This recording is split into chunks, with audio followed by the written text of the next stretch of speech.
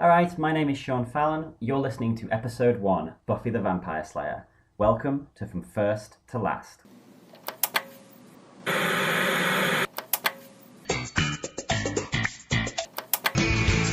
one told you. Baby, I hear the blues are calling, toss.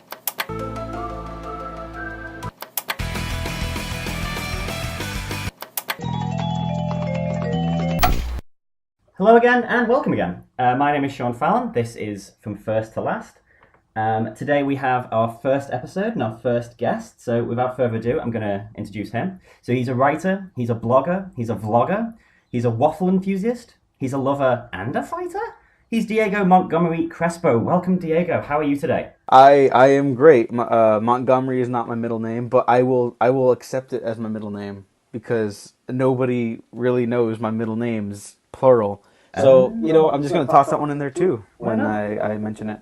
I don't know. Let's just get one of those like massive passports that just has 25 names in it. Yeah, that's my dream actually, just to get like so many names. So like if there's ever like a presentation or like someone's presenting me for whatever reason, I want them to be up there for as long as humanly possible. I like that. Well, have you seen Good, the Bad and the Ugly? Of course. And when they introduce Tuco and it's like Tuco, Maria, Ramirez, Fernandez, it's like all these different names like while he's on the gallows.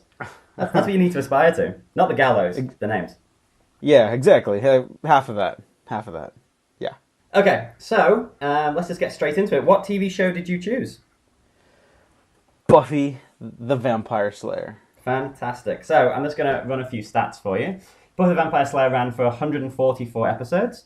The first episode premiered on March 10th, 1997, and the show finally finished on May the 20th, 2003. So a very good run for such a show. So what are your experiences with Buffy?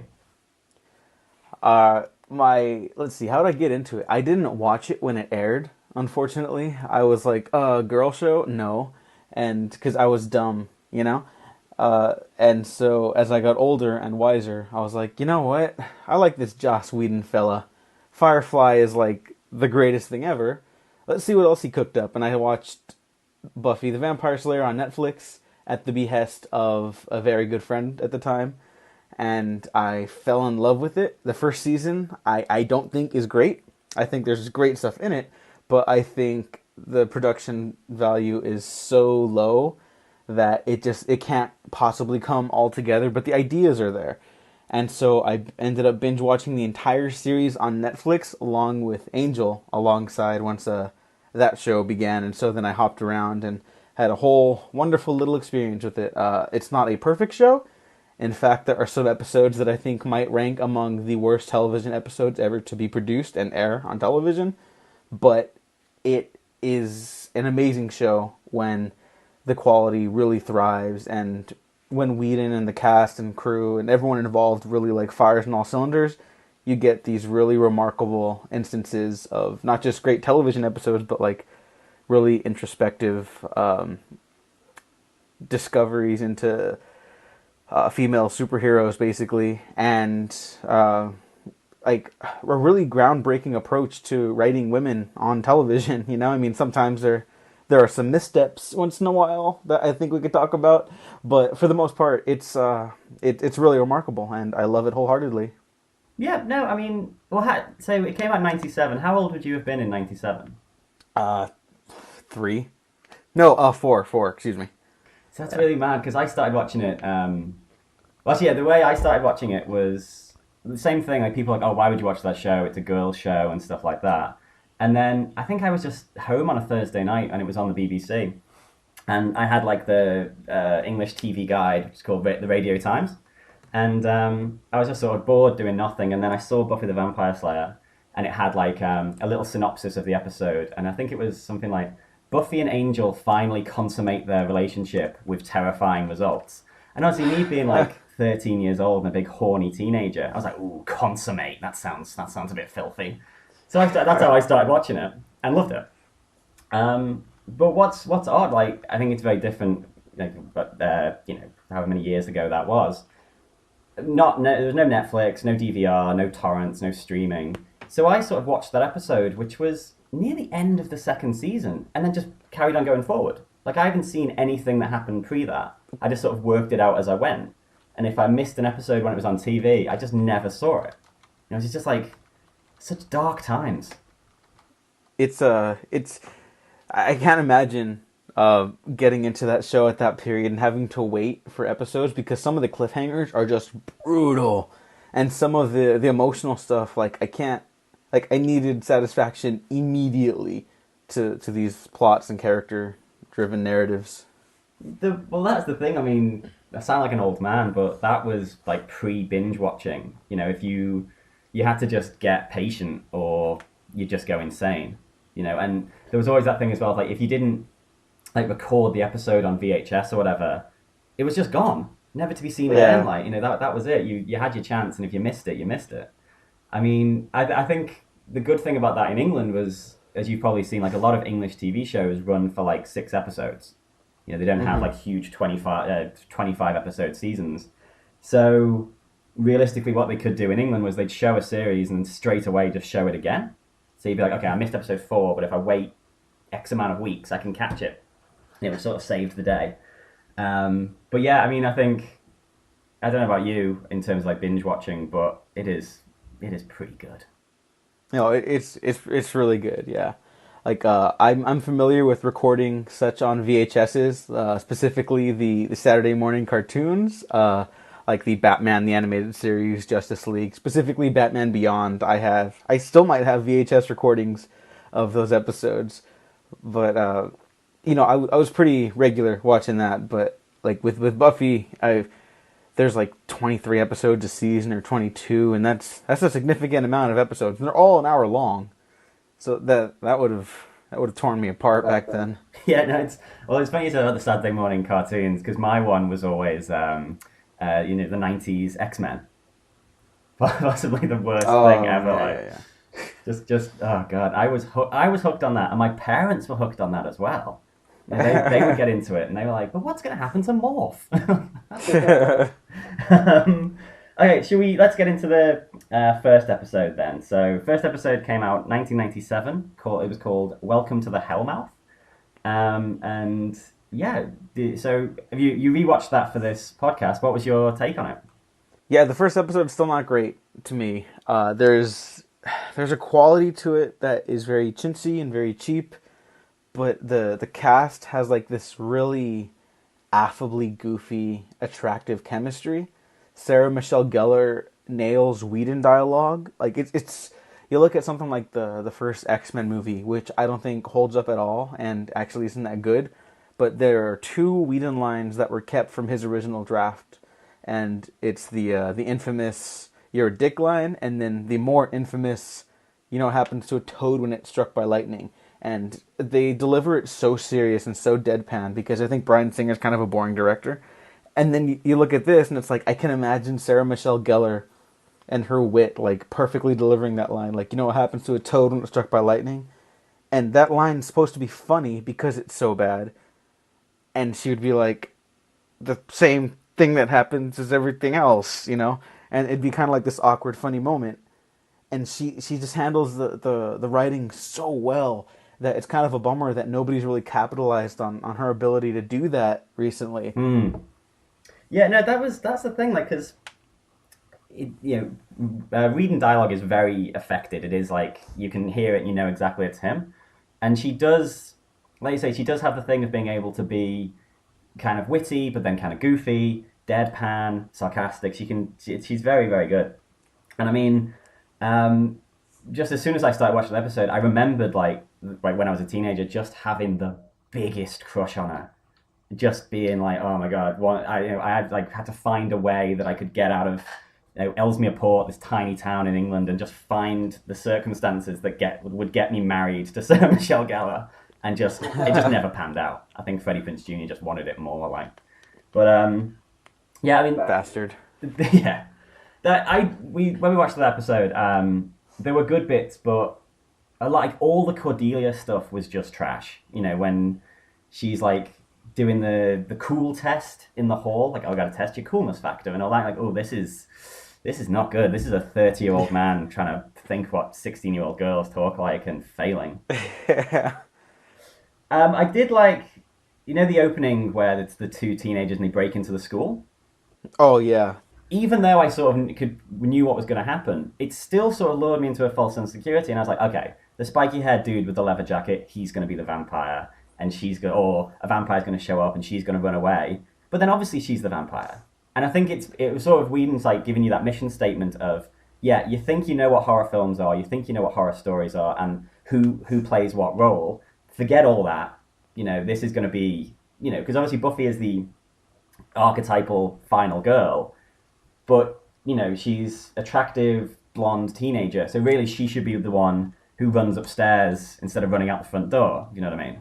Yeah. I think he does that really well to sort of flip that on its head, even from the very first scene. Straight away he's like, no, I've got this idea, this is it. And and all your preconceived notions, forget about them, because we're going to change it. And I thought that was really good. Yeah, he uses like this deconstructionist type approach to horror tropes, and then I look at other unnamed I guess superhero type properties that try the deconstructivist approach, and they're just so deadly serious and so grim, and it's really just they're not fun to watch. Like you don't have to be dumb to be fun. I think you wrote a really great article on the war on fun, and I wholeheartedly agree with it. And this one, it's deconstructionist, but it's also like shows can be fun and you can engage with them in an entertaining manner without having to be so deadly serious. I mean, like you say, like, as Buffy went on, because I watched a few seasons of it before I sort of lost interest. I think the last episode I watched was Buffy versus Dracula, and I think at that point I was like 16, 17, and I was a little bit too cool for it, and none of my friends were watching it, so I was just like watching the show by myself and just like not being able to talk about it, you know what I mean? And then Buffy versus Dracula, I was like, yeah, I think that's the first episode of season 5, and season 4 is pretty weak. And I was like, yeah, I think I'm done with this now. But like you're saying there about doesn't need, like, things can be fun and all that. The thing with Buffy was it could be deadly serious when it wanted to, but there was always that sort of bounciness to it. It could go deadly serious and it would still work because the writing was there and the actors were there. There wasn't a whole thing of like, oh, we're going to make this horror thing, so it has to be like deadly serious. But at the same time, they weren't like, oh, let's just make it a farce. You know what I mean? There was never a sense of like tonally it always worked. Mm-hmm. Which is a high wire to walk, to kind of be able to address quite serious issues but not be a huge bummer. You know what I mean? Yeah, no, that's one of the really impressive things about it. Especially, it handles, I think the most similar person to a Joss Whedon type situation is like Sam Raimi. Like, he could do really great drama, but it's always, there's a levity to it. So you're never bogged down in the melodramatics. Yeah, and I mean, like you say with Raimi as well, like the full spectrum. Like, if you watch like Evil Dead, or the Evil Dead trilogy, it manages to be like gut-wrenchingly scary, but also like Three Stooges, like slapstick as well. And he manages to just balance it constantly, so you never feel as though it's flipping between like two different movies. It's like, no, it's a deft hand to be able to go. Like, obviously Buffy had that episode with the Hush, the guys who didn't speak and cut out people's hearts, and that was terrifying. Yeah. But on the other side of that, they had, the musical episode, or actually probably the music episode is a perfect example. But you never get to a point where you're losing it in terms of like, what am I now watching? There are certain things where, like you say, the superhero movies, quite a few of them, you're like, pick what you are. Are you serious? Are you silly? Are you a nice mix of both? Like, I don't know. It's definitely one of those things that when you see it done well, it's fantastic. But then when you see it done like wrong, I can't remember what. Well, when me and you the other week were talking about Phantom Menace, like that's a perfect example of something that's like trying to be serious and then trying to be slapstick, and it feels like two people have like they filmed two different movies and then just chopped them together awkwardly. Yeah, and it's hard to do. So like, I mean, we're not just trash talking here. Like we recognize how difficult it is to pull that off. Not a lot of people can do that. I think like Steven Spielberg maybe is like another one who handles different tones very well because he makes them feel like they're working in unison with each other. But yeah, Phantom Menace is probably another big one that just doesn't mesh well together at all. Like if you can get Jar Jar to work, George Lucas mentions in the Phantom Menace documentary, then maybe everything would have worked better. But he didn't get him to work at all. Well, even in this first episode, like the arc, like the characters are very broad. It's very much okay. We've got to establish who is who first. So Cordelia is like a queen bee, like a mean girl, and then very quickly, like Willow. Okay, how do we establish? Willow is established as this sort of like shrinking violet, very shy. Xander's a bit of a. Well, actually, saying that, watching it, how much is Xander like Chandler from Friends? Like for one point, I was like, is this Matthew Perry? How have I missed this? Like he just had the mannerisms and the face. Yeah, he's very much the Chandler of this show. But I like the character of Xander more as the show progresses because he ends up just being like the normal one. Yeah. And how like he kind of roots them with the heart. He's like the heart of the group almost. And I really admired that about him. Like he's not special in the traditional special way. Like everyone else becomes like Willow becomes a witch, and Buffy's obviously the Slayer. He can't do magic, can't do anything, but he's their friend, and at the end of the day, that was enough. Like I really admired that arc for him in the long run. Yeah, I mean that is good because he doesn't have the skills or the powers or anything, but just he's just crazy brave. Just like he's there for them, they're his friends, and even though he can't do any of the actual heavy lifting, he's still with them. Like there was an episode I really liked, the Zeppo, I think it is, where he has his own like good side mission that they don't know about. I really like that. Because I think being like a bit of an awkward teenager when I was watching the show and sort of not very good with girls and like a bit shy, that he was definitely the character I sort of gravitated to. I was like, yeah, if this situation did happen, I probably would be the normal one who just had to tag along. I'm not going to turn out to be a witch or a werewolf or something. Like that was the role I always saw for myself, and that was probably Whedon's intention to sort of create like an almost like an audience surrogate who could be like, yeah, okay, yeah, all these people are magic, but if you're brave and you stand by your friends, you can be a hero as well, which is good. It's a noble intention. Yeah, and he's just a nice guy. I mean, at first he's a little he's the guy who like will complain about being friend zoned at first, and then he matures over the course of the series. Like one of the things I admire about Whedon is that his characters really grow, like all the time. I know people are lukewarm on Age of Ultron. I'm the only one who thinks it's like the Blade Runner of superhero movies, okay, so to speak. But people don't really acknowledge how much the Avengers drastically change over the course of 4 hours. From the first movie to the end of the second movie. I'm like, guys, this is really incredible writing, and I think over time people will acknowledge that. But obviously, Buffy is the first one to really break barriers with that. I mean, not many shows had like these really drastic character changes. For the most part, old TV shows, not all of them, but for the most part, the characters stayed the same. Like they were one person in the first episode, and they were that same person in the last episode. Well, that will definitely be something I'll be seeing over the course of this podcast. Just like because I think oh no, I don't want to give spoilers for another episode, but there is that sort of thing as well with shows where the character will learn something at the end, but then the next episode they've just clicked back to their starting position. Someone learns like, oh, I shouldn't be so arrogant, and then they learn it, and then they just start the next episode exactly the same.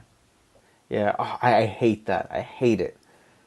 Like I think Community is another show. I don't know if you're ever talking about that, so I won't spend too much time on that. But it's another show that it feels like it does that in the first season a little bit, and then you realize like, oh no, they're actually every character at the end of every episode for the most part grows from their experiences.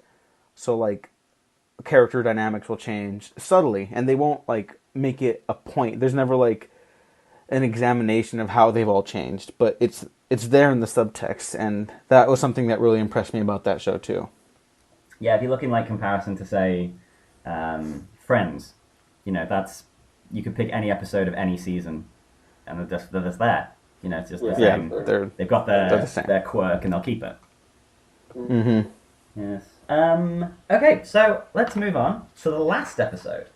Now, this obviously was incredibly confusing for me because I hadn't watched anything previous to it. Oh, you never ended up going back to it. No. So once I got to like Buffy versus Dracula, I was out. I was out because, like I say, none of my friends watched it, and I got a little bit bored. And then like 5 episodes later, they all started watching it for some reason, and then I was out of the loop, and it never got back in. So Okay. So I wrote some notes, just like from the opening and the credits and stuff. So my first one was Mal Reynolds as Caleb. Very happy with that. I didn't realize he'd been in it. Yeah. Mm-hmm. He has a mini villain arc in the final season. Yeah, that was awesome. Because recently I rewatched Serenity for the website, and he should be such a big star. Nathan Fillion. He should just be huge. You know, he's just charm for days. Yeah, there's no reason why he isn't a megastar. None whatsoever. I always picture him as Hal Jordan in Green Lantern. I always think myself, he would just He'd be a absolutely great nail Hal that. Jordan. But yeah, yeah. So that was ace. Just like, he appeared, and I was like, oh, cool. Obviously, a lot of the Spike Buffy stuff was lost on me. I was like, oh, okay, that's a big change. Oh yeah. Because when I was watching it, like, Spike came into it, and he was just like, obviously, peroxide blonde, terrible English accent. But actually saying that, when I watched it this time, I was like, oh, he's actually improved. Because I feel like when he first came into it, he was just like a very broad, cartoonish English guy. But then when I was watching it last night, I was like, oh, actually, no, his accent's pretty good. Which is just a point for myself. Like in the credits, Alison Hannigan was now as Willow. You know, so she must have negotiated a good contract or something, because she'd always just been one of the stars, and she had a little extra bit at the end. And then it came up Anthony Stewart Head's special guest star. So he left and come back.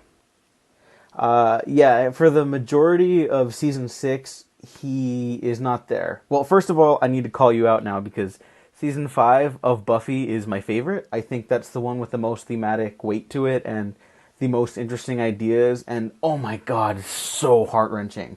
It is just enormously gut-wrenching, that season.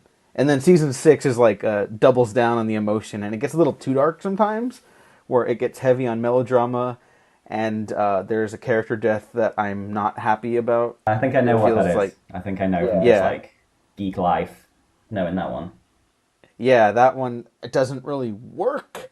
But yeah, so he ends up leaving this series for a little bit because by season 6, Buffy is pretty much her own woman, and he's taught Buffy everything she's ever needed to know, really, you know, like, so there was nothing for the character to do, and so they wrote him out naturally, and then he comes back in the season finale, and it's sort of like a great fuck yeah moment. Are we allowed to curse on here? Yeah, I think so. Okay, yeah. Yeah, it's a great moment, and then season 7 he starts coming in again naturally, like he's sprinkling in, and then he plays a big part in the end, obviously, again. So, yeah, there's like maybe 10, 15 episodes where he's just not there at all, and then I guess to save money, they had him as guest star instead. Yeah, okay, that makes sense. Yeah. So what did you think of this, like, so you watched it in real time, so this would have been the finale for you, like, how did you feel about it? Season 7 doesn't work that well for me. I think apart from season 4, which is borderline horrendous at times, and other times some of the best material the show's ever done, this and season 1 are almost of the same kin. Okay. I think because season 7 is more plot focused than character focused, and for a show that was so character focused for 5 seasons straight, I was kind of disappointed at that. The idea of the season revolving around, like, girl power, fuck yeah, is awesome, and that works. But there isn't enough to lend itself to that, and the idea of multiple Slayers coming in and, like, Buffy essentially building an army is awesome, but there's never enough time devoted to that idea. Like I think it tried juggling too much, and so the finale I think is good. I think it's a solid finale, but I don't love it because it's more plot focused than character focused. And there are definitely great moments. Anya's death is heartbreaking to me because it happened so fast, and I don't think it's a bad move. I think some people aren't crazy about it because it happens just in the blink of an eye. Like the scene literally cuts to the next scene. It's like cut. Just straight away. You can even barely register what you've seen, and it's gone. Yeah, because it's in the heat of battle for me. I think that works because you just feel like everything going crazy at the same time. Spike's death is really well done too. I wish Willow had a bigger part in the final battle, and I hate her girlfriend. Like, that character is just obnoxious to me. I did think I was laughing when like Willow does the magic stuff and it like cuts to her and she's like all white and glowy, and it sort of reminded me of Fellowship of the Ring. When Cate Blanchett's character goes a bit evil and she just turns negative and it's all green. That's what it made me think of. And they're both like two scenes that I think you're supposed to be like, wow, you're like, oh god, this is laughable, Yeah. which is a bit. God, I'm watching it though, watching the first and then the last. Alison Hannigan has not aged a day. She's exactly the same. It's incredible. Yeah, even now, she doesn't look that much older. Yeah. Same, just exactly the same person. Just absolutely amazing. And I love Alison Hannigan. She's just got like a real, she's got a space in my heart. Like, but anyway, that was cool. So lovely. Yeah, just love it. Actually, you're saying before about like girl power and all that. I watched it with my wife, and she was watching it, and she was like, the final battle. She was like, everyone's wearing high heels.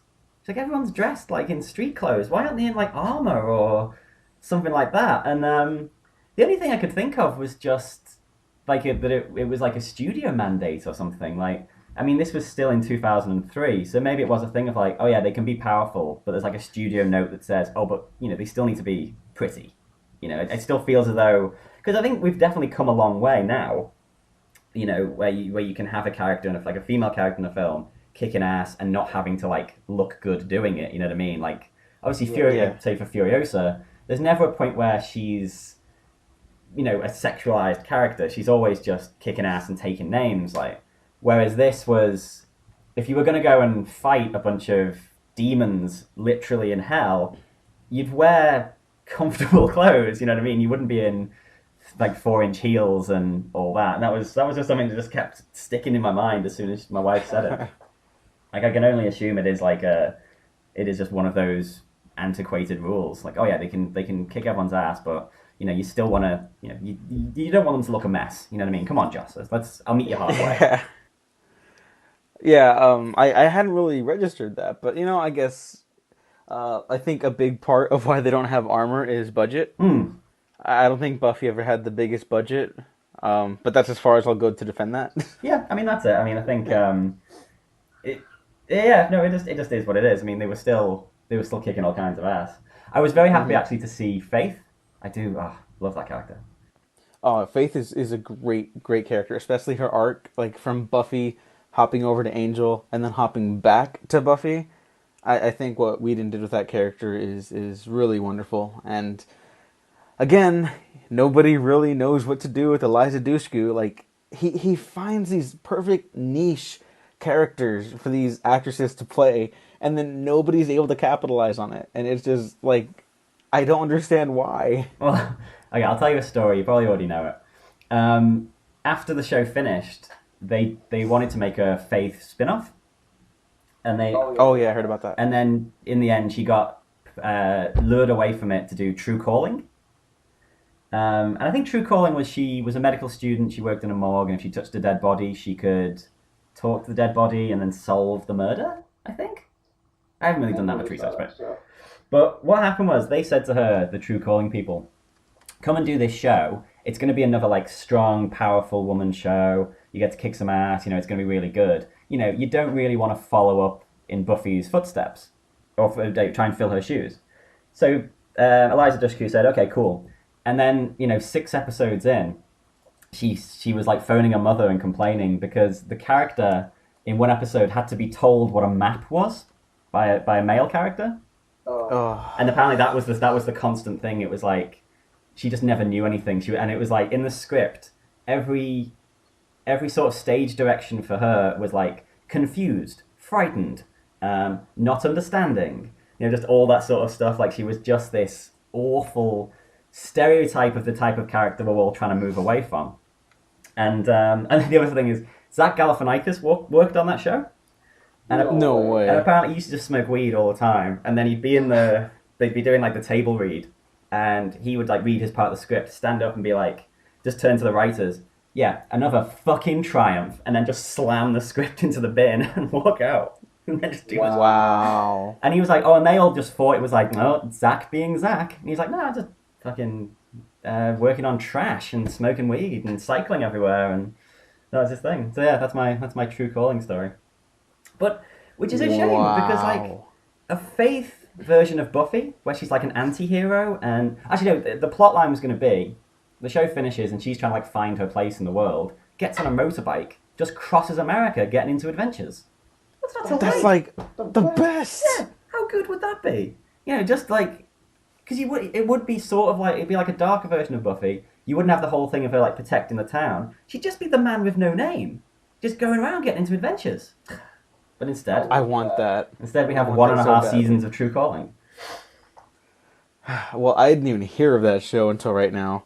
I just heard about the possible Faith spinoff that didn't happen. Well, I think there was quite a few shows that sort of tried to take the Buffy manifesto and do it. Have a strong female character, big emotions, lots of action, a little like sort of ensemble thing, and just couldn't do it. Like True Calling, Dark Angel, God, I don't know. There's probably more, but they just couldn't do it. And I think it sort of goes back to what we were saying before.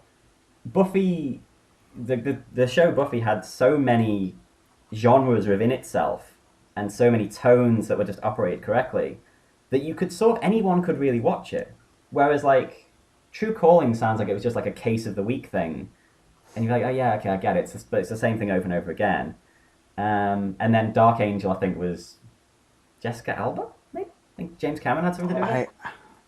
I think so. I never saw that show either. Same. I mean, because that was the thing. All those shows, I was just like, oh, these look like inferior Buffy the Vampire Slayers.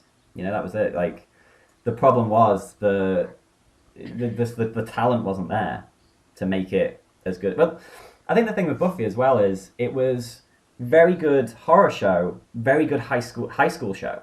It didn't sort of just give lip service to the high school stuff. It got quite into that. There were episodes about school shootings. They really handled sex well. There was a very good thing of like handling it in a really mature way. There was a lot of stuff about like safe sex and stuff like that, which was good. Yeah. And I think that was always the thing. Like my niece watched Buffy the Vampire Slayer in like 2 minutes as soon as it came into her sphere of influence, and she's like 14. And then she finished all that, and now she watches mainly Walking Dead and Degrassi, because there's no new Buffy. There's no new show that's a really good school show and a really good horror show. Like, that's a void that you have to try and fill with watching 4 other shows that sort of make up Buffy, you know what I mean? Yeah, that's an interesting point, which is why my Spider-Man Netflix series needs to be greenlit. Hello.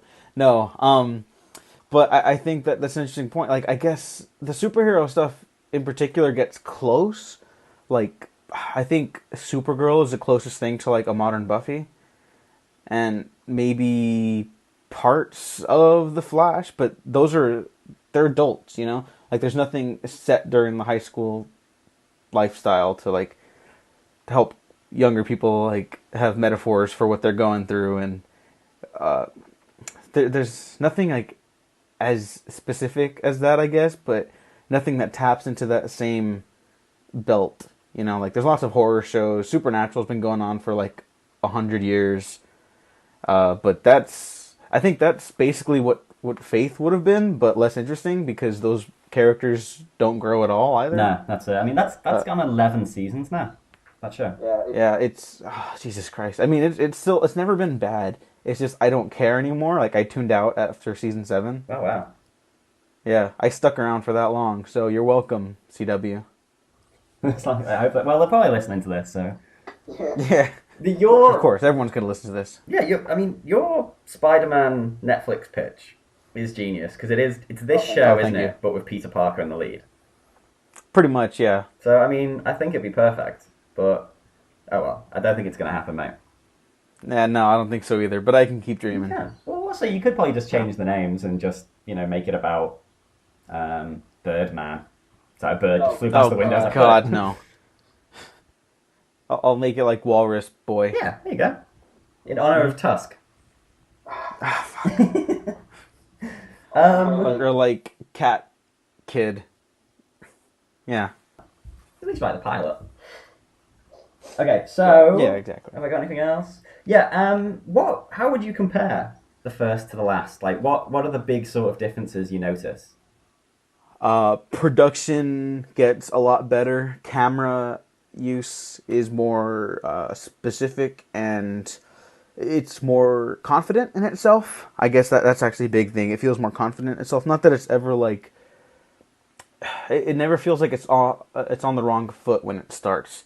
It just feels very much literally in its infancy, but sort of, all right, it feels like it's feeling itself out. It needs to establish itself, and so there's like an uncertainty vibe about it. And then by the ending, even though I'm not head over heels in love with the ending, it accomplished what it set out to do in its final season, and I can admire that. And I feel that through Joss Whedon's direction. Like, that guy has really improved as a director over the course of Buffy. I was astonished. And that's also kind of why I implore you to go back and hop into season 5, because the body episode, I'm sure you've heard of it, has his best directing ever. Okay. Well, I think, like you say, definitely the confidence level, like with the filmmaking, and also like the first episode is so banter heavy. Every line is like a joke or leading to a joke. It's very much like, please like us, we're a fun show, come on. Whereas the last one was very confident in the sense of like, you're in now. You've come this far. There'll be a little bit of banter, but we're just gonna barrel ahead. Like, because it's a 45 or 50-minute show, an hour show, whatever. And I watched it last night. That episode was like 5 seconds long. It was just like, bup, bup, bup, end. I was like, oh wow, oh god, I thought this episode was going to be an hour long, and obviously it was. But it had so much momentum. Like, I think that's really good for like a finale. Like, you spent all this time setting it up. The last episode should just be the dominoes falling. It's just like, right, we got this far. And I think it had all those great points of a final episode. It had like a heroic speech. It had that great scene with Buffy and Xander and Willow and Giles in the hall together, and the camera like pans around them. A good sort of like, because I love like that kind of thing in a finale, like a reunion, or some sort of reference to like the first episode, just to bring it full circle. Mm-hmm. Would you say this is where Whedon expected the show to end? When he wrote that first episode. And that first episode it's essentially Mean Girls with vampires. It's very high schoolish. Cordelia's in it a lot. There's a lot of like, who's the cool kids, and this guy's a geek, and this guy's a jock, and all that. And then, do you think he had in his head like, I'll make some notes for this, and I'm going to end it in hell with all these slayers, and the final scene will be Sunnydale will be sucked into hell, and Buffy will be running across buildings and jump onto a bus. Okay, now I've just got to get from here to there. Or did he make it up as he went along? I think he was, for the most part, making it up as he went along, but not in like a bad way. Because I know for a fact that season 5 was at a point going to be the ending, because it was almost canceled at that end, and season 5 works as an ending so well. And then it got saved by UPN instead of Warner Brothers, and so it hopped over to a separate channel for 2 more seasons. But so I don't think this was ever like the planned finale or anything like that. If it was, I'd be very surprised, because at points it really feels like it. Specifically with the point you mentioned with the reunion of Giles, Buffy, Willow, and Xander in the hallway, like that perfect mirror to the beginning of the series. That's really heartwarming stuff to me. Like, yeah, I love stuff like that too in an ending, when they the characters don't really acknowledge that it's like a mirror of the beginning, but you, the audience, are clued into like, oh yeah, just like how much they've grown and changed. Yeah. No, it's good. I think that's very good. Um, what? How did Xander lose his eye? Oh, Caleb pokes it out with his super fist. Okay. Okay, because he's like super strong because he's been imbued with the power of the first evil, the villain for the season, and so he grabs Xander by the face. I thought he was gonna snap his neck, and initially, I guess the idea was to kill Xander off there, Okay. but there wasn't enough time to mourn the death, and they didn't want it to be like a rush thing. And I'm like, oh, thank God they didn't do like a death for the sake of shock value. Yeah, Like, that's it. yeah, I'm very happy about that. Because some shows that will also remain nameless have been doing that lately, and it's breaking my heart because they're better than that. And so Caleb just stabs his eye out, and then he gets rescued, and they have to leave. And it's, the season's better the more I look back at it, but overall, when I was first watching, I was like, this isn't great. Yeah, yeah. Yeah, Lost used to do that. Like, build up a character and then just kill them off. Yeah, and it was cute the first couple times. And then by the last season, I was like, Jesus Christ. And I love Lost. Lost is actually my number one show. I think that's the thing that is why I love TV as much as I do. Okay, that's interesting. But I will call out nonsense when there is nonsense. Yeah, that's it. I mean, I think the thing with Lost... Well, you can come back later and we'll do Lost. Okay, so that's first. We've gone first to last. Okay, so another question. Like, one final... I'll give you, like, 2 questions. Go for it. If Buffy, obviously now we're in the age of like revivals and sequels. Like nothing's ever really over now because they'll always go back to the well, which is good and bad. If they were gonna, actually no, okay, I have a couple of questions. If they were gonna bring back Buffy now in some form, what form would you like to see it in? Like a Netflix series, or a movie, or like a reboot, but like Buffy's the Watcher character? What would be your choice? Oh, I think I'd want it with Buffy as the Watcher character, because I wouldn't want it to focus on Buffy. I want it to focus on a new Slayer. And I know I started reading some of the comics, and they're quite good from what I've read. And it very much picks up the spirit of the show, but I would like them to do their own thing. I wouldn't want them to have to follow that either. Yeah. I guess the thing with like Buffy is I feel like some of the actors haven't really done much, so they'd want to come back. Yeah. But I do feel like Joss Whedon would just be like, nah, I got that Avengers money. I don't need any of this action. Yeah, and since Avengers: Age of Ultron pretty much broke him, like let him rest. Yeah, that's it. Just Maybe the Agents of S.H.I.E.L.D. showrunners, if they want to take a break from that, go to Netflix and do Buffy, or you know what, just do it on CW, because CW has a very good market for genre TV shows right now. So yeah, just bring it back there. Bring it home. Yeah, that's just because I mean, like I say, there's a void. There is no show like that. Oh, I don't know. I mean, I haven't watched like Teen Wolf or any of that stuff, but I do think there is still an audience for it. I mean, like I say, my niece is all about it, and so it's sort of like I watched it when I was a teenager. You did, she did. That's like nearly 3, well, not generations, but you know what I mean. Like, it's still relevant. I mean, my other question is, if it came out tomorrow, like if say the show never existed, and it came out tomorrow exactly as it is with like the technology updated or whatever, do you think it would still be as popular? Yes. Yeah, if the production quality and everything was increased to modern standards, then yeah, totally. Yeah. No, I think so as well. I agree. Like, it's one of those things. I think there's certain sort of shows that there always has to be a version of. There always has to be a Friends, there always has to be an X-Files, and there should always be a Buffy. There's always a show where it's a bunch of friends, shit-talking, and, it's inconsequential, like Friends. And there should be a show where it's like 2 people who solve, supernatural stuff. And yeah, there should be a good high school genre show. Whichever form that needs to take. Spider-Man. Oh, you okay? Yeah, Spider-Man. Sorry about that. Anyways, is there anything else you want to add? Any points? Watch Buffy. It's great until it's not, and then it's great again. and then it ends, and it's pretty good.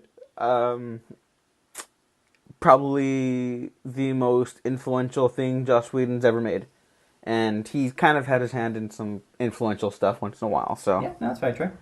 Yeah. Oh, actually, one last story. One last weird story. I just saw in my notes, I've just got the words... I've just got written head coffee, and I've just remembered what that is. When...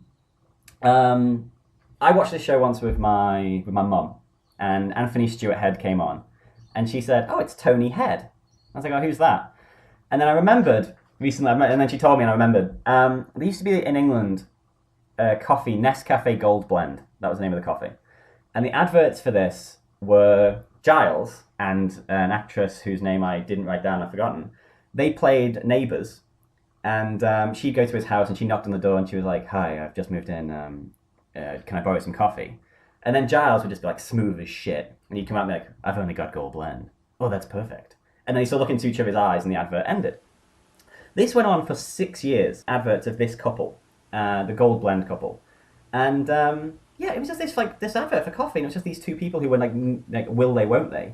And it was the biggest thing in England. It spawned 2 musical albums, a book. What? And the day that the final advert, they declared their love for each other, it was front page news in England. Like, Gold Blend couple reveal their love. And I was just like, and then I remember it being a thing of like, my mum would be talking to my friend's mum. "Oh, did you see the new Gold Blend advert?" "No, there's a new one." And you'd like watch TV waiting for this advert to come on. And yeah, Giles was the dude in it. And then it moved to America, and they did it again with American accents. You'll have to YouTube it and try and find it. What? This is like the craziest That's thing. insane, isn't it? Yeah, if you just wiki it, it's like Gold Blend couple. And yeah, it was just like 6 years of this like hugely successful ad campaign for just like shitty instant coffee. And like I say, front page news and all these like spin-offs and stuff. So yeah, that's my final mad story. Yeah. Okay, so Diego, where can people find you? What would you like to plug? Go for it. Spider-Man Netflix. You could find me on the Twitters at Diego Waffles, DEGGO Waffles, because someone took Diego Waffles. I'm aware of who he is. I need to report him to like the CIA or something, because he never uses a Twitter. And of course, find my writing at audiencedevour.net. Find my YouTube stuff at Diego Crespo, or at the Waffle Press, where I do all my podcasting and whatnot, where I have Sean on once in a while. We talk shit about Phantom Menace mostly, but sometimes we talk about other stuff too. So yeah, those places. Cool. Okay. Right. Well, that's been episode 1, Buffy the Vampire Slayer. My name was Sean Fallon. His name was Diego Crespo. Stay tuned. Next week there'll be another mini episode announcing what's going to come after that. If you'd like to guest on the show, get me at Twitter at firsttolastpod, and you can message me and tell me what show you want to do, or email me at fromfirsttolastpodcast@gmail.com. Okay, well, thanks for coming on, Diego, and I'll speak to you soon. Thank you for having me. Stay tuned till next week. This has been From First to Last.